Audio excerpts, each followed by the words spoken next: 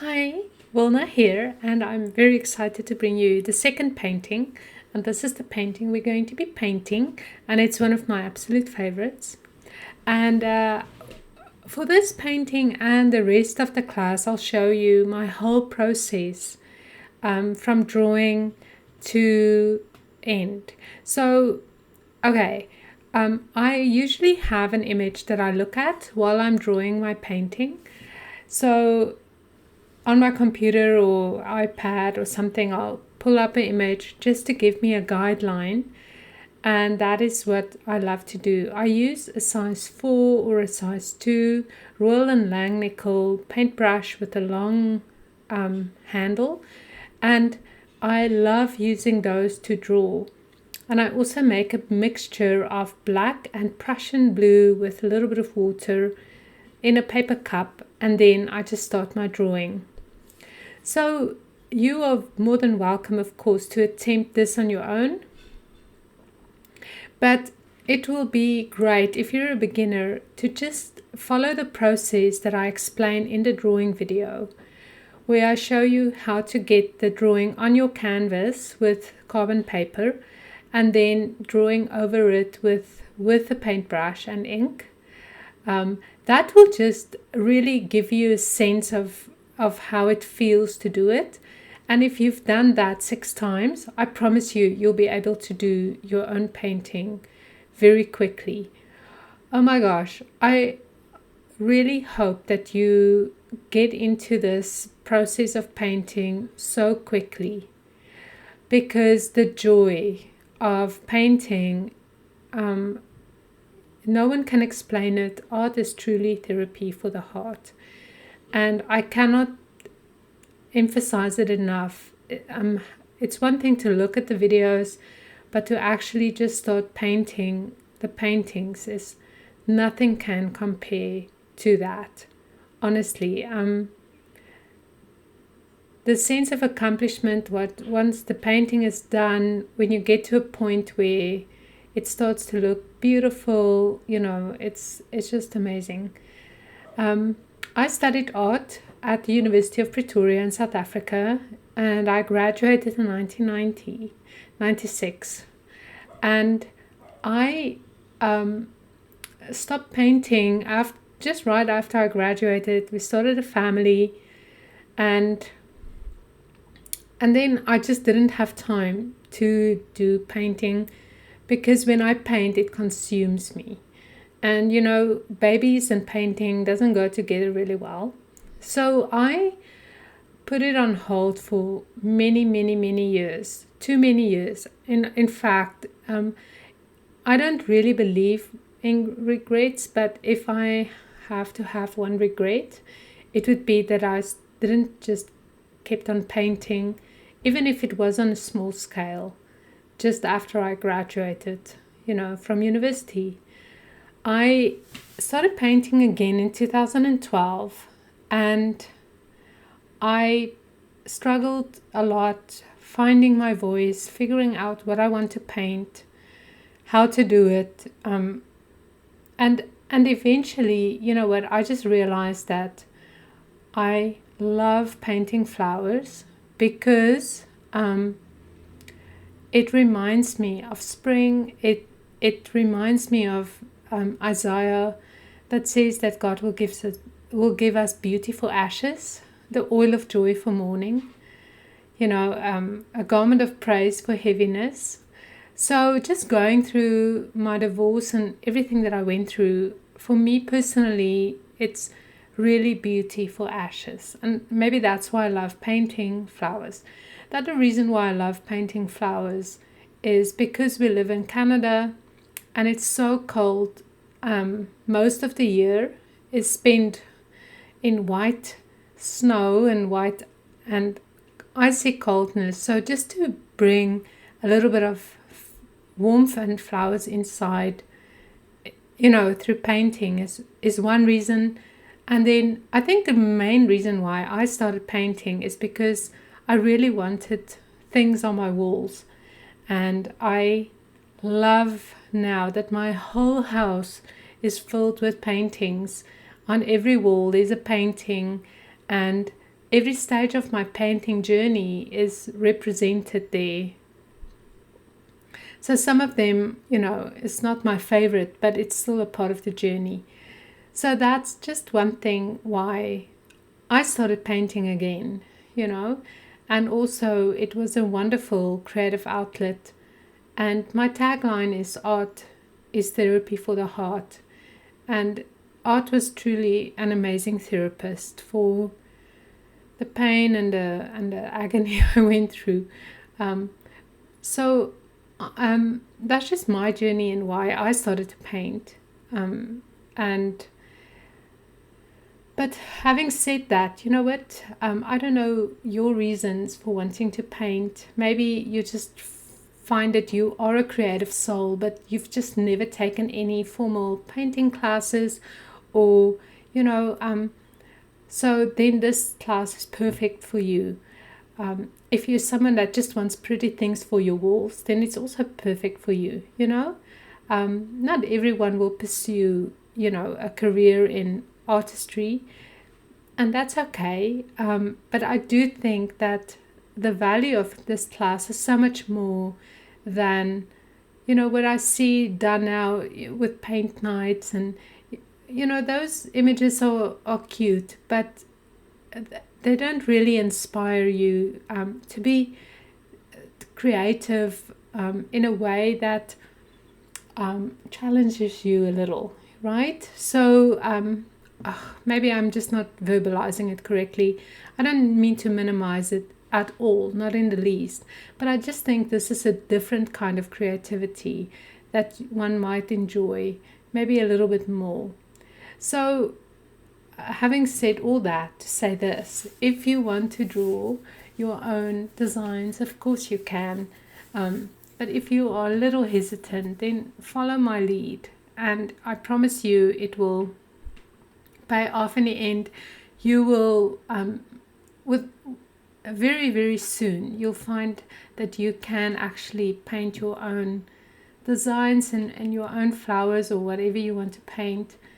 And this is a phenomenal exercise in creativity from the standpoint that you'll learn techniques and ways to see and just how you like to add paint to your canvas. Okay, so that's a little bit of rambling while you watch me draw. This one I'm going to keep in real time. The next few paintings I will speed up this part of the video just because it's a little slower here, because you can almost see how I'm looking at the image while I'm painting it, right? Drawing is really learning to look in a different way. It's a little hard, it's not always easy to, you think you can draw anything, but to truly see in 3 dimensions and then to just put down your what you see in 2 dimensions is really hard.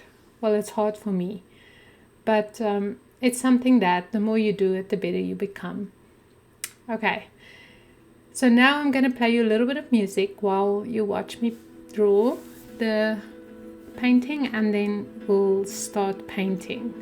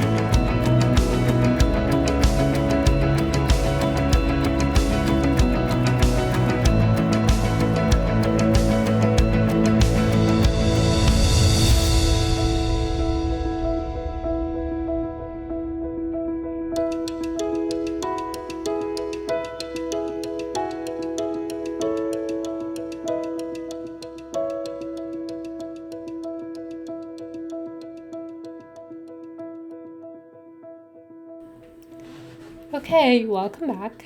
And now I'm painting the background. And this time I'm not doing it with Prussian blue, I'm doing it with turquoise deep. Another one of my absolute favorite colors. This color is so beautiful. It's fresh and inspiring, and I use paint tubes of it. So what I love about it is that when you use it as a wash, you have this beautiful blue color, probably my favorite color in the whole world. It's almost like a cerulean blue, and then when you use it in pasto, it has this beautiful rich blue color to it. So all in all, just a phenomenal color. You can see when I paint the background, I don't care much if I go over the lines. I try not to go over the lines, but if I do, it's okay, because the flowers will be painted with impasto. So here you can see when you take impasto paint over a wet surface, the effect you get. It's very, very lovely and totally different than when you just use thick paint on it. It's almost like the paint doesn't want to catch on, and it's easy to blend as well. So when you blend the thick parts of paint into the water around it, it's just a very lovely look. So just to edit the videos, I've actually numbered the paintings. So if you're wondering what's that number 2, it's because this is the second painting, and I just did things in order as much as I could, because it just makes the editing of the videos a little easier. Okay, so this one is dry, and now I'm going to start painting the flowers. And like I say, this is always the hardest part for me, is when I start painting the flowers, to decide which color goes where. I do look at images as well when I decide this. So just I'll leave a link. There's 2 links on every lesson. One is to the Pinterest board of flowers that I created for this class. And then the other link will be a button where you can email me any question you have. So please make use of that. So here I'm adding lots of thick paint, impasto, to the flower. And you can see I'm not painting over all the lines, so that it does define.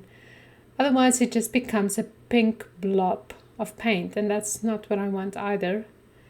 So my paintbrush, to be honest with you, could have been even a little smaller.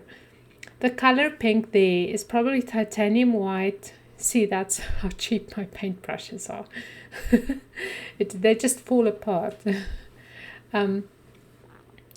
Sorry, the light pink there is probably titanium white with a drop of the magenta. You just get to the right color, magenta.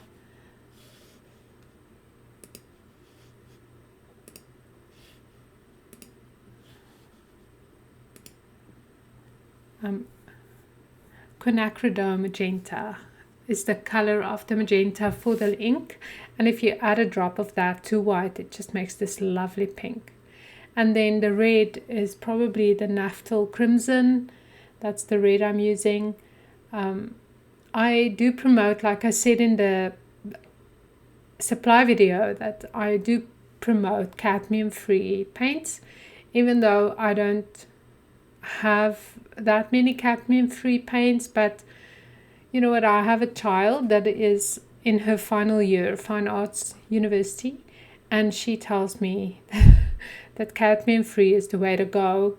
So I'm like, okay, maybe I should teach that then when I teach online class. And it's just, cadmium is toxic, and you know what, it's just get rid of all that from our studios and our homes. So I all the links to the paints are for cadmium free products. There's 1 or 2 that still have cadmium in, but you know what, there are other products and paints that we can use. So that's also pink, just added a tiny darker spot to that. That is just natural crimson mixed in with a little bit of white, and I'm going to mix in even a little bit more white there, just to get that different shade of pink.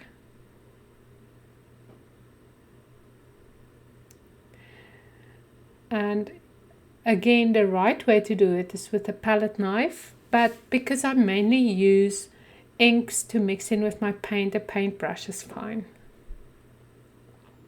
There you can see the quinacridone magenta mixed in with that white, and you can see the lovely paint color it makes, the most beautiful pink. So I'm using quite a few shades of pink on my flowers, and that's just because I love pink and I love the blues with it. And then when you contrast that with a little bit of reds and oranges and yellows, it's just beautiful, right? So now I'm using a small paintbrush, and I'm actually adding this pink quite thick on there. You can see I'm just taking blobs of paint and just painting in with the little paintbrush. And this is slow going, but it will be worth it. Dahlias are hard to paint in, so that's what I'm doing here. I don't know the names to all the flowers, but I do know roses and proteas and dahlias. So, and that's good enough for me. So I'm just painting this one in, and my frustration usually is that my brush is not small enough. That's usually my biggest issue with painting, and it's just because also, you know, acrylic paint, when you paint with a blob of paint, it makes a broad splash or smudge on your paint, on your canvas. So when you want to paint really finely, you either have to take a very small brush, or you have to thin your paint quite a bit. So there again, I'm just adding a little bit of impasto here and there, and that's just for texture. So acrylic paints, what I love about it is the fact that it dries quickly. I honestly love acrylic paints for that reason. It speeds up the process. Okay, using the dripper right out of the bottle. This is the yellow orange azo. I don't know how to pronounce it. I think it's, I don't know. But if you mix a little bit of that yellow in with white and pink, you get this beautiful warm pink. And that's also a lovely color just to paint with. I'm just going to paint the middle dahlia with that color. And I do love to use the drippers on the canvas now and then, not always, but now and then you'll see me use them. So that's how I mix that color paint. It's just light pink with a little bit of yellow. And it gives you this beautiful apricot color. And then you're basically not even painting with a paintbrush, you're just laying down the color.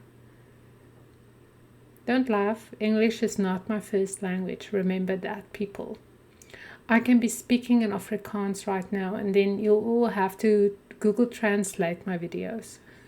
So, forgive my wrong grammar here and there.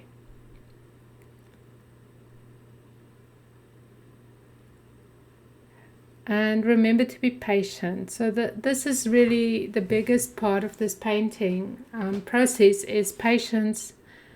I'm breaking it down for you because, again, this is a participating class. So hopefully you're painting with me and pausing the video as you know, as I'm painting, to paint with me. And I make the decisions for you, but sometimes, you know, it's a slow process to assign colors to all the flowers, and to do that just takes time.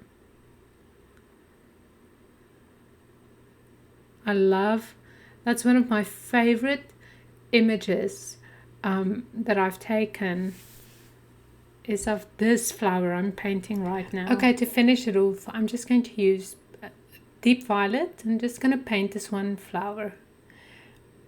This painting is going to end up having like a purple background. I absolutely love it. Like, it's one of my favorite paintings. I don't know why, I just love purple so much. What I like about this deep violet color is it's semi-transparent, so you can actually see the drawing underneath it, but later on we'll be using a little bit more impasto, which will hide it, and it will be layered at some point. So again, this is just the basics and the first layer. Working in layers is truly one of my favorite things to do.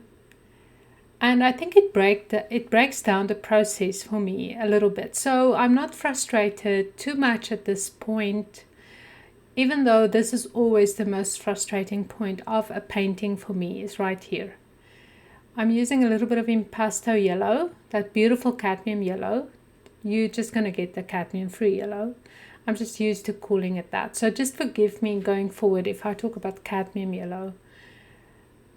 I love orange as well. Orange and pink is just one of those beautiful combination of colors. And adding a little bit of impasto orange to this flower, it just makes it pop. So it's never a waste to layer the colors. It just creates a lot of richness to the painting. Even though you might feel that you're painting over bottom layers, don't feel that. Just carry on, and in the end you'll see how every inch of your painting becomes interesting and fascinating because of the layering effect of it. Like I explained in my previous painting, of creating some interest and interesting textures and markings on every inch of your painting. So that's just one little thing. And then I'm just going to balance a little bit more with yellow. So yellow is just one of those colors that brings a lot of light and, I don't know, freshness to a painting. Using the orange brush, and I'm just going to draw a couple of lines on my rose, not a whole bunch, just a few here and there. Less is more. Just do that. That's enough for now. And then later on we can do a little bit more. Okay, so wrapping up this first section of painting 2, I really am looking forward to the second half of this painting, because this is where the magic happens. And we will be adding a lot of richness to the painting with details, and I can't wait